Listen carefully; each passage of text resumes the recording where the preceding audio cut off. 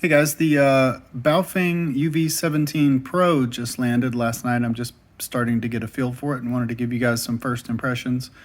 I don't normally buy Baofengs. I have an affinity to quality first and foremost. Those 1980s dot matrix displays that, of the UV-5R are just a turn off to me. And dark mode screen is pretty much a requirement. I won't buy a radio that doesn't have a dark mode screen anymore. It's so much easier on the eyes and on the battery. It just looks better. Just a personal thing of mine. So anyway, this came out with the dark mode screen, dual channel, and zones, which is huge. The dual channel and the zones is a massive feature. I mean, that with the dark mode screen is why I'm giving this a chance. And so I'm going to just give you guys some first impressions and compared to, what I consider are the standards there. So anyway, first thing is I noticed on the sales photos, the font on the numerals looks great. Like they put a lot of effort into making a really cool font for a really nice display for the numeric characters in VFO. But then you go into memory mode and they got this tiny little wimpy font. Like I don't know why they couldn't spend a minute on the characters to get them to look like that or a close proximity. It just, the alpha characters just seem like an afterthought. But that I can live with. It's not a deal breaker. But what really gets me is these have zones. I don't know if you can see that. That's zone. I've got zone 1 on channel A, and there's zone 1 on channel B.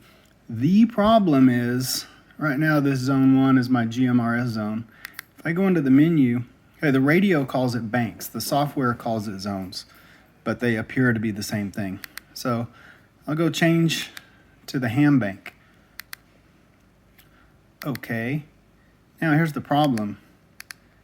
It changed both channel A and channel B to zone 1, to the ham band. You can't set different zones for channel A and channel B. Massive oversight, just an utter failure as far as I'm concerned. The way that should be implemented and the way it is implemented on good radios, like this is Anytone 878 UV2 Plus, is I've got my ham zone up top. This is scrolling through the ham zones. I can change zones with the rocker there. There's the GMRS zone on top. There's the SAR zone.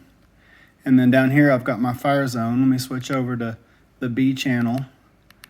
There's my DMR zones on channel B. So I can monitor SAR on channel B and GMRS on channel A. It's the way it should be. It's simple.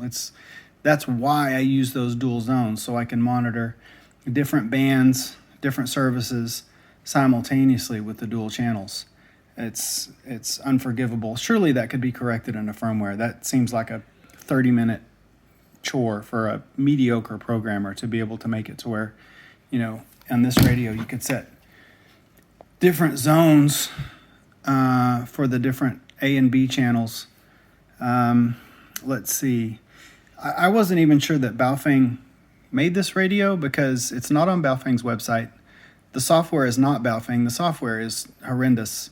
When I was I had built a code plug for this radio with multiple zones, right? A ham zone, a GMRS zone, a public safety zone, putting a dozen or more frequencies in each.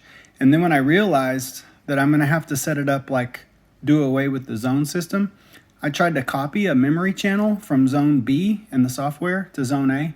It won't let you copy and paste or cut and paste channels or frequencies. So I'm going to have to go back and rewrite each one of these by hand into a single zone. Basically start over from scratch. Just dismal software. I know I'm spoiled. I use Anytone CPS RT systems to program my ID52 and my Woxen UV8H. It's just, far superior. Same thing with the Woxen.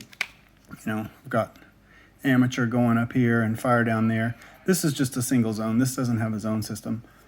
But let's see on just general impressions, build quality. I mean, it's a $40 radio. It feels good for a $40 radio. Nowhere near what these feel like or perform like, obviously, but that's to be expected. It's just a cheap radio, but God, they could have spent a few more minutes in the programming department and really made this a fantastic radio, you know, something that'd be easy to recommend. Another little issue is the USB-C port, which is a big sale for me. All my devices charged by USB-C. I tried my, you know, high-speed USB cable and charger on this. The battery won't recognize it. It wants the slow, you know, the USB cable that came with it that probably, you know, charges slowly. It won't accept any USB. That's been an issue with other radios too. I think the Watson S88 was the same way until a firmware update. So hopefully they'll be able to fix that. Like I said, I didn't even think this was a Baofeng, but this is the manual that came with it. And it says it's for the series. But I tried most of the menu functions that are in the manual, and it seems to be a good manual, well written. And look there, it says the name and address of Baofeng Electronics. So maybe this is a real Baofeng. It could be worth $40 with a couple of thoughtful firmware upgrades. I'm going to email that address, this video, to that email address on the back, and hopefully get them an ear on this to make this what it could be. But as of yet, it's not. Thanks for watching.